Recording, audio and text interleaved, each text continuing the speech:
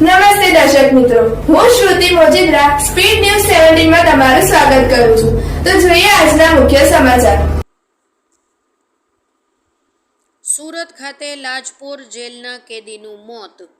હત્યાના આરોપસર થઈ હતી આજીવન કેદની સજા. બાબુભાઈ શુક્લા હળપતિ પાકા કામના કેદી હતા. નવી સિવિલ હોસ્પિટલ સારવાર માટે ખસેડાયો હતો. 2008માં આજીવન કેદની સજા થઈ હતી. વલસાડના પારડીમાં કરેલી હત્યાનો હતો આરોપ. છેલ્લા કેટલાક દિવસોથી કેદી બાબુભાઈ બીમાર ચાલી રહ્યા હતા.